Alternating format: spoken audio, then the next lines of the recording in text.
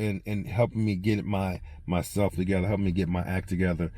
Initially, after I had my injury and I was bedridden for all those months, I was laying around and I was taking, they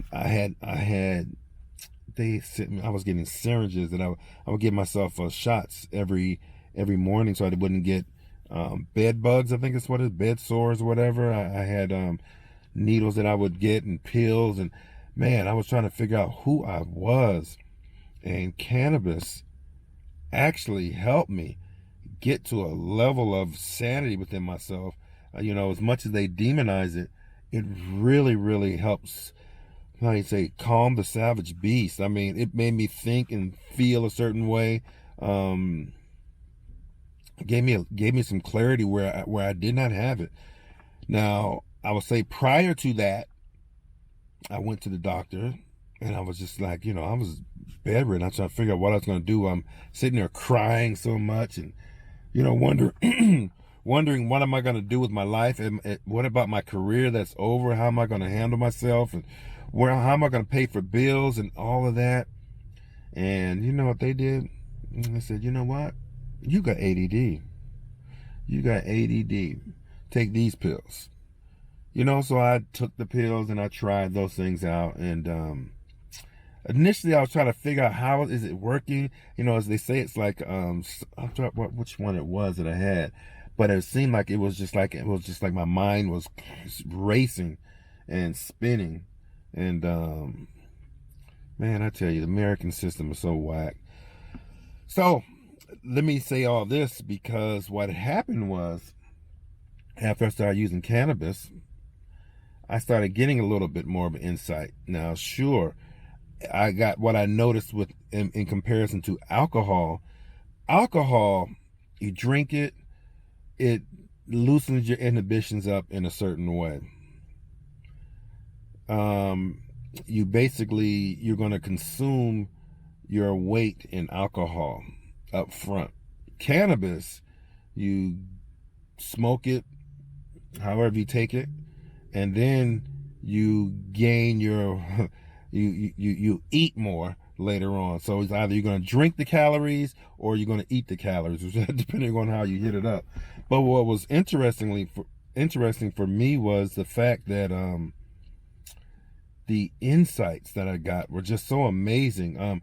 What I come to find out now, they're known as downloads, where I would get into these, where I would smoke weed or have an edible or whatever at the time, and I would just get insights to what I need to do.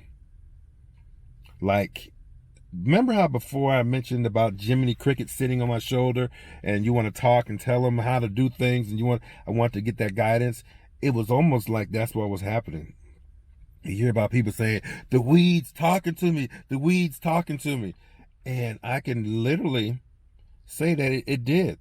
And it has at least given me an awareness of myself. And that's why I think that it's interesting, because I started I first was high at 47.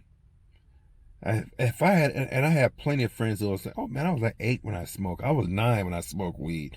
And I'm like, wow, to have my mind expanded like that at 8 or 9, I don't know what kind of guy I would have been. I do not know if I'd even be here, whether it was positive or negative, because I think what it is for me, it was the insight that it gave me, and it was also the time in my life that I was using it and how I was applying it that made it really important for me. Because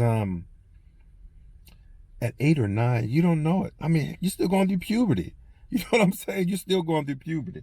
So it's really weird. But again, I want to go back to the medical side to this, because as I mentioned to you before, I'm getting this radiation near my groin area, and I was thinking that something was going on. So I went to the doctor, and they prescribed, when I was telling you before I was having problems urinating, and I was thinking it was the radiation. You know what it was? Interestingly, when I would smoke marijuana, weed, I used to have problems urinating, but they would go away when I, you know how people say, hey man, that first pee when you smoke weed, man, you just flow. Well, yeah, it's true.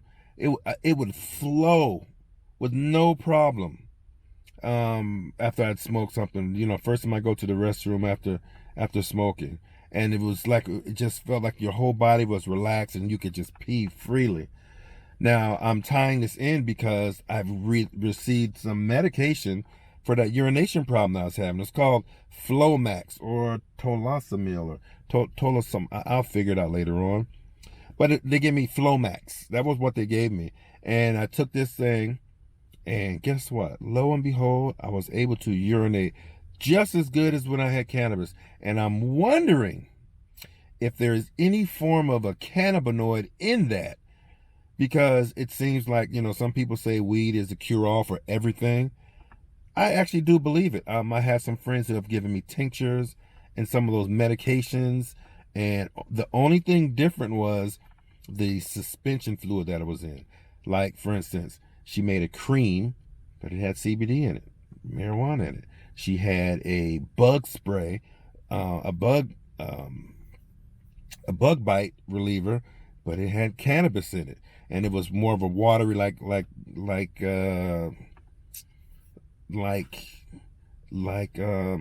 alcohol rub. And she had beeswax for chapstick with cannabis in it. All these things, and they worked so well. It was just, everything had cannabis in it. She said, you can use any of these things that I make for you, and it's just the suspension fluid that they put it in. There are some that she would put in with these tinctures that you would take and put on your tongue, let it sit in your tongue for a moment, and I swallow it. And they were in brandy, and that was, some of them were in a rum. She would also use peppers and things, Ashanti peppers from Africa. She was my medicine woman friend, outstanding.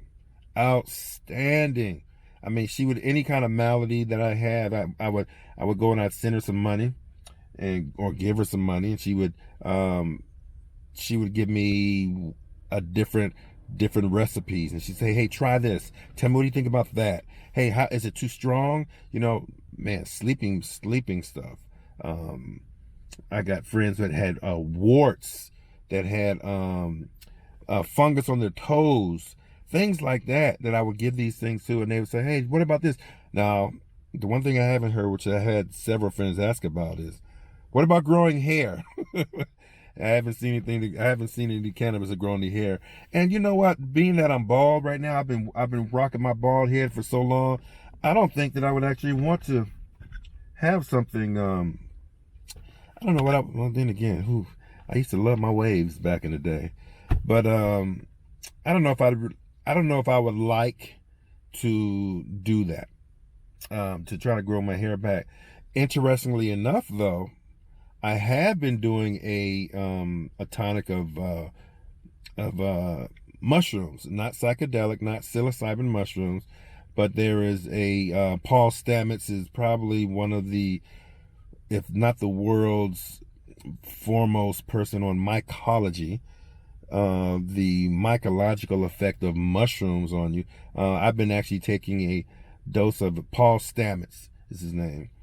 I've been using his called Paul Stamets 7, which is a blend of 7 different mushrooms, and I don't know what they are: chaga, lion's mane, turkey tail, I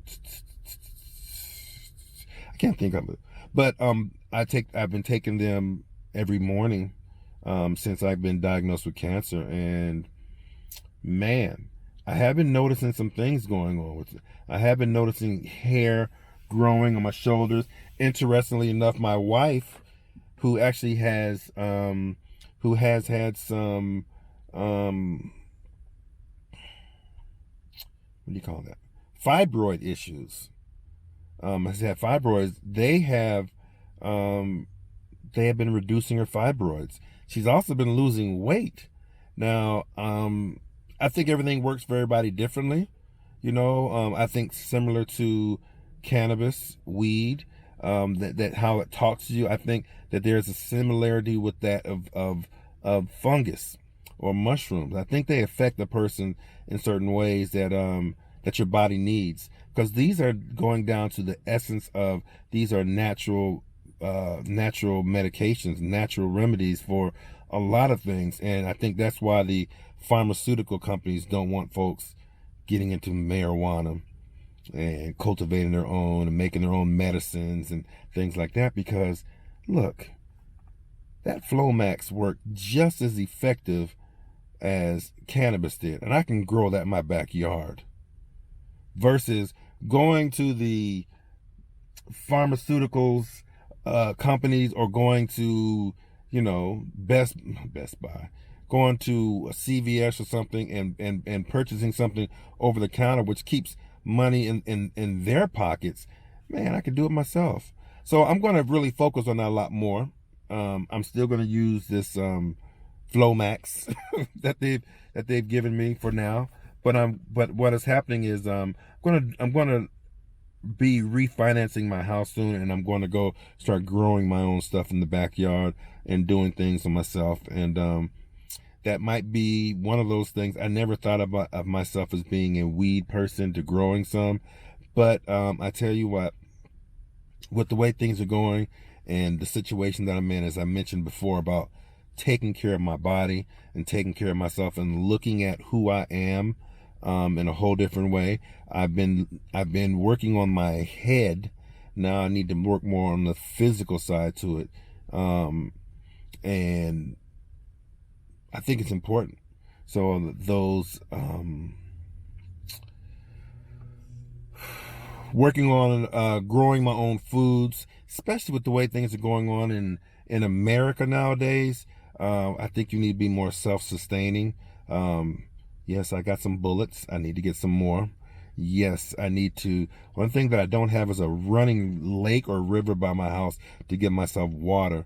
But I am going to be doing water filtration systems, and I'm also looking at solar panels with battery backups so that I am totally off the grid, just in case we have one of those situations like January 6th pop up again. And the way things are going right now, I don't know. America's in a different state than it was before when I was working in law enforcement. And it's just amazing how the country's so divided right now. It's either you're on this side or you're on that side. There really is no middle ground, and it's almost when you talk about racism. Now it's to the point now where you actually have to say something about it instead of just being quiet about it. You actually need to step up and say something about it, because it's that prevalent, it's that dominant in what's going on in this society, and it's that important that you find out and know who your allies are, who's for and against you. And I say that in the most sincerest way, because there are people who are in your face and say, "Hey, you know, I've got a black friend," and they don't think that there's nothing wrong in making that statement. You know, they say things and it slips out. I have a very good friend of mine, one of my best friends when I was younger, and I hadn't talked to him since 9th grade, 10th grade. And I got in touch with him recently. He moved down to Mississippi, and we were having a phone conversation. And he was white. And he just started saying things about them and they and our freedoms. And I'm sitting back and I'm like, does he remember that I'm black? That he's talking about them and they in these terms like I'm not them. I'm not part of them, and they were so bad and how they treated him. And it really has left me with I don't even know what to say. I don't even know what to say. You know, he still calls me, and I don't even answer the phone now, because it's almost like one of those things where when I was in the military overseas, you always want to sit back there and connect back to your old roots, and want to find those old friends. I want to visit that old neighborhood when I get back to the States. Everything that I thought about while I was serving overseas was I'm overseas and I want to get back home to this is what I'm fighting for, and I want to go back and see those old friends in those old areas, and then you see them and the changes, what you call them, changes, but maybe they were always there. They actually come out and you start seeing some of the prejudices or some of the inner thinkings of your friends, family,